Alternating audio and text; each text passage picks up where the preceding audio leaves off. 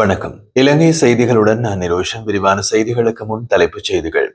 இலங்கைக்கான விரிவாக்கப்பட்ட நிதி வசதி திட்டத்தின் 5வது மதிப்பாய்வுகளை இறுதிப்படுத்துவதற்காக எதிர்வரும் வாரம் கூட உள்ள சர்வதேச நாணய நிதிய நிர்வாக குழு. வடக்கு கிழக்கே போதைப்பொருள் கடத்தலில் படையினரின் தொடர்பை அரசாங்கம் உண்மையாக ஏற்றுக்கொள்ள வேண்டும் என்று கஜேந்திரகுமார் பொன்னம்பலம் வலியுறுத்தல். சாதாரண குடும்ப உணவு கட்டணம் 1 லட்சம் ரூபாவை தாண்டியிருக்கலாம். பொதுஜன பெரமுன எதிர்ப்பு கூறல். யாழ்ப்பாணம் போதனா வைத்தியசாலையின் செயற்பாடு தொடர்பில் கருத்து வெளியிட்டுள்ள நாடாளுமன்ற உறுப்பினர் ராமநாதன் அர்ஜுனா.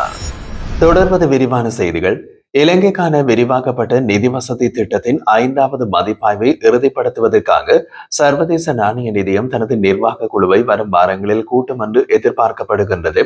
இந்த மதிப்பாய்வு அங்கீகரிக்கப்பட்டவுடன் இலங்கைக்கு 347 மில்லியன் அமெரிக்க டாலர் நிதியுதவி வழங்கப்படும் என்று IMF தகவல் தொடர்பு பணிப்பாளர் ஜூலி ஹொசாக் செய்தியாளர் சந்திப்பில் தெரிவித்துள்ளார். அவர் மேலும் 2025 அக்டோபர் 9ஆம் தேதி IMF பணியாளர்களுக்கும் இலங்கை அதிகாரிகளுக்கும் இடையில் பணியாளர் மட்ட ஒப்பந்தம் எட்டப்பட்டுள்ளதாகவும் உறுதிப்படுத்தியுள்ளார்.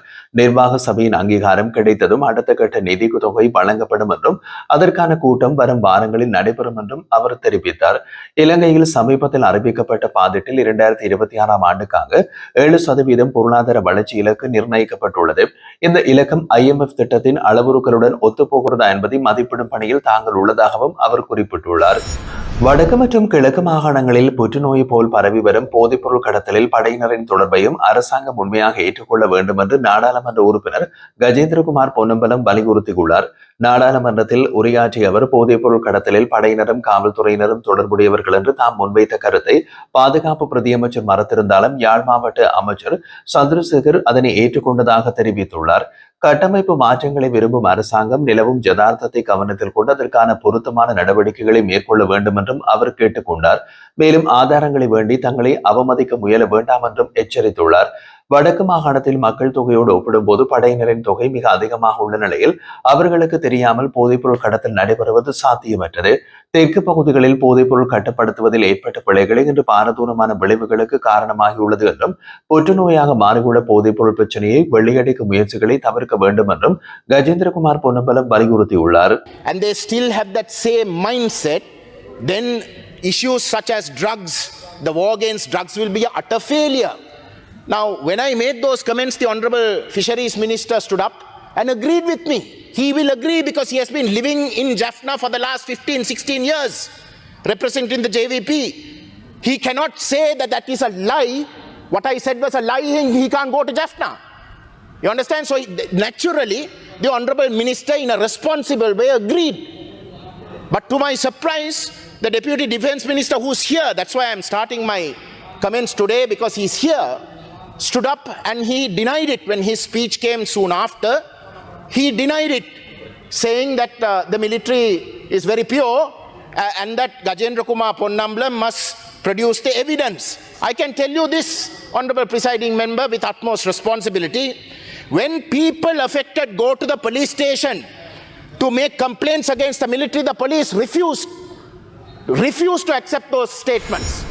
பயங்கரவாத தடைச்சட்டத்தின் கீழ் தடுத்து வைக்கப்பட்டு விசாரணை செய்யப்பட்டு வரும் பிள்ளையான் என அறியப்படும் முன்னாள் அமைச்சர் சிவனேசத்துறை சந்திரகாந்தன் உட்பட 9 சந்தேக நபர்களை கண்காணிக்க கோட்டை நீதவான் இஸ்ரோ நெத்திகுமாரகே விஜயம் செய்துள்ளார். குற்றப்புலனாய்வு திணைக்களத்திற்கு சென்று இந்த 9 பேரின் நிலை மற்றும் விசாரணை செயல்முறைகள் தொடர்பாக அவர் பார்வையிட்டுள்ளார். இந்த விஜயத்தின் போது கனேமுல்ல சஞ்சீவவின் கொலைக்கு உதவியதாக சந்தேகிக்கப்படும் வழக்கறிஞர் ஒருவரையும் பெரிய அளவிலான போதைப்பொருள் கடத்தல் மற்றும் ஒழுங்கமைக்கப்பட்ட குற்ற செயல்களில் ஈடுபட்டதாக தடுத்து வைக்கப்பட்டுள்ள மற்ற சந்தேக நபர்களையும் நீதவான் பரிசீலனை செய்துள்ளார். சந்தேக நபர்களை பற்றிய கூடுதல் அறிக்கைகளை சமர்ப்பிக்கவும் தேவையான உத்தரவுகளை வழங்கவும் குற்றப்புலனாய்வு திணைக்களம் கோரியதை தொடர்ந்து நீதவான் இந்த விசேஷ விஜயத்தினை மேற்கொண்டதாக தெரிவிக்கப்பட்டுள்ளது. கோட்டாஞ்சேனை பகுதியில் அண்மையில் இடம்பெற்ற துப்பாக்கி சூட்டில் ஒத்துழைத்த குற்றச்சாட்டில் மேலும் ஒரு ஆண் மற்றும் ஒரு பெண் கைது செய்யப்பட்டுள்ளனர். இந்த கைதுகள் கொழும்பு மாவட்ட குற்றத்தடுப்பு பிரிவு அதிகாரிகளால் நேற்றைய தினம் மேற்கொள்ளப்பட்டதாக தெரிவிக்கப்படுகின்றது. கைது செய்யப்பட்ட ஆண் சந்தேக நபர் துப்பாக்கிச் சூட்டில் பயன்படுத்தப்பட்ட வாகனத்தின் சாரதியாக இருந்தவர் என்றும் பெண் சந்தேக நபர் குற்றத்தை செயல்படுத்தியவர்களுக்கு தங்குமிட வசதிகளை வழங்கியவர் என்றும் போலீசார் தெரிவித்துள்ளனர். சந்தேக நபர்களில் ஆண் நபர் 27 வயதுடையவர் மற்றும் கொழும்பு 13ஆம் பிரதேசத்தை சேர்ந்தவர் என்றும் பெண் நபர் 32 வயதுடையவர் மற்றும் மகரகமாவை சேர்ந்தவர் என்றும் போலீசார் கூறியுள்ளார்கள். தற்போது இருவரும் தடுப்பு காவல் உத்தரவில் தடுத்து வைக்கப்பட்டுள்ள நிலையில் கொழும்பு மாவட்ட குற்றத்தடுப்பு பிரிவு மேலதிக விசாரணைகளை மேற்கொண்டு வருகின்றது. கடந்த 7ஆம் தேதி கொட்டாஞ்சேரி போலீஸ் பிரிவின் 16ஆம் ஒழுங்கை பிரதேசத்தில் இந்த துப்பாக்கி சூடு இடம்பெற்றிருந்தது. விசாரணைகளில் கொல்லப்பட்ட நபர் பிரபல குற்றக்குழு உறுப்பினர் புகுடு கண்ணா என அழைக்கப்படும் பாலச்சந்திரன் புஷ்பராஜின் உதவியாளர் என்பதும் வெளிச்சத்திற்கு வந்தது. இந்த சம்பவத்தோடு தொடர்புடைய மேலதிக விசாரணைகள் தொடர்ந்தும் இடம்பெற்று வருகின்றன. வைத்தியசாலைகளில் உருவாகியுள்ள பிரச்சனைகள் மற்றும் வைத்தியர்களின் தொழில் பாதுகாப்பு தொடர்பான அரசு வைத்திய அதிகாரிகள் சங்க உறுப்பினர்கள் வியாழக்கிழமை எதிர்க்கட்சித் தலைவர் சஜித் பிரேமதாசவோடு கலந்துரையாடியுள்ளனர். இதனைத் தொடர்ந்து வரும் வெள்ளிக்கிழமை நாடளாவிய அரசு வைத்திய சங்க அதிகாரிகளுடன் நடத்தப்படும் கலந்துரையாடலின் பின்னர் தொழிற்சங்க நடவடிக்கைகள் தொடர்பான தீர்க்கமான முடிவு அறிவிக்கப்படும் என்று அரசு வைத்திய அதிகாரிகள் சங்க ஊடக பேச்சாளர் சமில் விஜயசிங்க தெரிவித்துள்ளார். கொழும்பில் இடம்பெற்றிருந்த ஊடகவியலாளர் சந்திப்பொன்றில் அவர் மேலும் கூறுகையில், அரசு வைத்தியசாலைகளின் கட்டமைப்பில் உருவான நெருக்கடிகளை தீர்க்க இதுவரை பொறுப்பான தரப்பினரால் எந்தவிதமான தீர்வும் வழங்கப்படவில்லை. இதனால் கட்டமைப்பு எந்த நேரத்திலும் பாதிக்கப்படும் ஆபத்து நிலவுகின்றது. சங்கம் முன்மொழிந்த தீர்வுகளை அரசாங்கம் பரிசீலிக்காமல் தன்னிச்சையாக செயல்படுத்துவதாகவும் அவர் குற்றம் சாட்டினார். இலவச சுகாதார சேவையை நம்பியுள்ள பொதுமக்கள் இதனால் பெரும் சிரமங்களை எதிர்கொள்ள வேண்டியுள்ளது. பல வைத்தியசாலைகளில் அத்தியாவசிய மருந்துகள் பற்றாக்குறையும் உருவாகியுள்ளது. மேலும் வைத்தியர்கள் தங்கள் பணியை செய்ய ஏற்ற சூழல் இல்லாமல் போயுள்ளதையும் நோயாளிகளுக்கு வழங்கப்படும் வசதிகள் திருப்திகரமாக இல்லை என்றும் அவர் தெரிவித்தார். அடிப்படை உள்கட்டமைப்பு, சுகாதார வசதிகள், நோயாளிகளுக்கான உணவின் தரம் உள்ளிட்ட துறைகளில் கணிசமான குறைபாடுகள் காணப்படுகின்றன என்றும் அவர் சுட்டிக்காட்டியுள்ளார். கடந்த 2 முதல் 3 ஆண்டுகளில் 2500க்கும் மேற்பட்ட வைத்தியர்கள் நாட்டை விட்டு வெளியேறியுள்ளனர். இவர்களில் சுமார் 800 பேர் விசேட நிபுணர்கள் ஆவர். 2022ஆம் ஆண்டில் 2700 விசேட நிபுணர்கள் இருந்த நிலையிலும் தற்போது அந்த எண்ணிக்கை 2000ஆக குறைவடைந்துள்ளது. வைத்தியர்களை நாட்டில் தக்க வைத்திருக்க அரசாங்கம் எந்தவித திட்டமிடலையும் மேற்கொள்ளவில்லை என்றும் அவர் குறிப்பிட்டிருந்தார். கூடுதலாக சமீபத்திய வரவு செலவு திட்டத்திலும் அவர்கள் கோரிக்கைகளை நிறைவேற்றவில்லை என்றார்.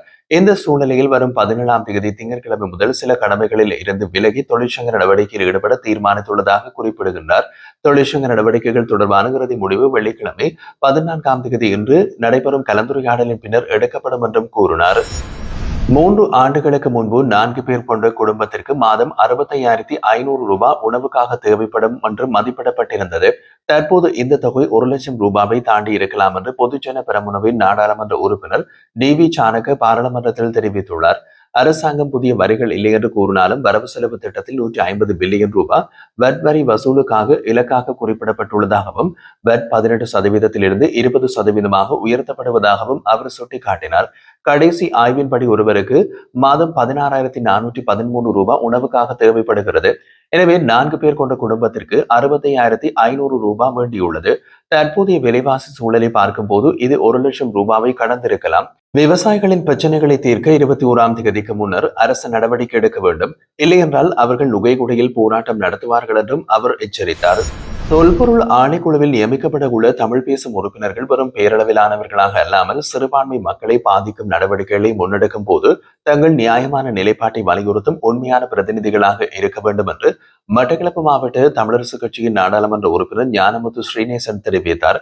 அவர் மேலும் முந்தைய அரசாங்கங்களின் வரவு செலவு திட்டங்களை விட இம்முறை அரசாங்கத்தின் திட்டத்தில் சில சாதகமான அம்சங்கள் காணப்படுகிறது. துண்டுவிடும் தொகை குறைந்திருப்பதும், பொருளாதார வளர்ச்சி காணப்படுவதும், அரசாங்க வருவாய் அதிகரித்திருப்பதும் நேர்மறையான முன்னேற்றங்களாக உள்ளன என்று அவர் சுட்டிக்காட்டியுள்ளார். மலையக தொழிலாளர்களின் நாள் கூலி 1350 ரூபாயிலிருந்து மேலும் 400 ரூபாய் உயர்த்தப்பட்டதையும் அரசு செலவுகள் குறைக்கப்பட்டதையும் வரவேற்றார். எனினும் வடக்கு கிழக்கில் போரால் பாதிக்கப்பட்டவர்கள், காணாமல் ஆக்கப்பட்டோரின் குடும்பங்கள், நீண்டகால கைதிகள், நிலங்களை இழந்த மக்கள் போன்றோரின் சூழ்நிலை காரணமாக தமிழ் மக்கள் நாட்டின் பொதுவான பார்வையை விட விசேடமான அணுகுமுறையினை எதிர்பார்க்கின்றார்கள் என்றும் அவர் வலியுறுத்தியுள்ளார். நாட்டில் கண் தொடர்பான சத்திர சிகிச்சைகளை விரைவாக மேற்கொள்வதில் முன்னிலை வகிக்கும் மருத்துவமனையாக யாழ்ப்பாணம் போதனா மருத்துவமனை திகழ்கின்றது என்று நாடாளுமன்ற உறுப்பினர் அர்ஜுனா ராமநாதன் தெரிவித்தார். கண் சுகாதாரத்தை மேம்படுத்துவதற்கான தேசிய கொள்கை திட்டத்தை முன்னெடுத்துச் செல்லும் நோக்கில் நாடாளுமன்ற ஒத்திவைப்பு வேளை பிரேரணையை சமர்ப்பித்து உரையாற்றிய அவர் வடக்கு மாகாண மக்களுக்கு கண் சுகாதார சேவைகள் மிக முக்கிய தேவையாக மாறியுள்ளதை எடுத்துரைத்தார். யாழ்ப்பாணம் போதனா வைத்தியசாலையில் கண் சிகிச்சை சேவைகள் துரிதப்படுத்தப்படுவதற்கான முக்கிய காரணமாக அங்கு செயற்பட்டு வரும் கண் சத்திர சிகிச்சை நிபுணர் டாக்டர் முத்துசாமி மலரவன் மற்றும் அவரது குழுவின் பணி திகழ்வதை குறிப்பிட்டிருந்தார். குறைந்த காலத்தில் அதிகளவான சத்திர சிகிச்சைகளை மேற்கொள்ளும் மருத்துவ அணியின் திறமையையும் அர்ப்பணிப்பையும் வடமாகாண மக்கள் பெரும் நிவாரணமாக அமைந்துள்ளதாகவும் அந்த பிரேரணையில் வலியுறுத்தப்பட்டது. மேலும் கண் நோய்கள் அதிகரித்து வரும் சூழலில் நாடு முழுவதும் ஒரே மாதிரியான சுகாதார சேவைகளை வழங்கக்கூடிய கண் சுகாதாரம் தொடர்பான தேசிய வேலை திட்டத்தை உடனடியாக அமல்படுத்த அரசாங்கம் நடவடிக்கை எடுக்க வேண்டும் என்றும் இதன் மூலம் நோயாளிகளுக்கான சத்திர சிகிச்சை காத்திருப்பு காலம் குறையும் என்றும் அவர் குறிப்பிட்டார். கண் சுகாதார சேவைகளை மேம்படுத்துவது நாட்டின் முதியோர், சிறுவர்கள், குறைந்த வருமான மக்கள் உள்ளிட்ட பல தரப்பினரின் வாழ்க்கை தரத்தை உயர்த்தும் என்பதால் தேவையான வளங்கள், பணியாளர்கள் மற்றும் தொழில்நுட்ப வசதிகள் வழங்கப்பட வேண்டும் என்றும் அர்ஜுனா ராமநாதன் தனது உரையிலே வலியுறுத்தியிருந்தார்.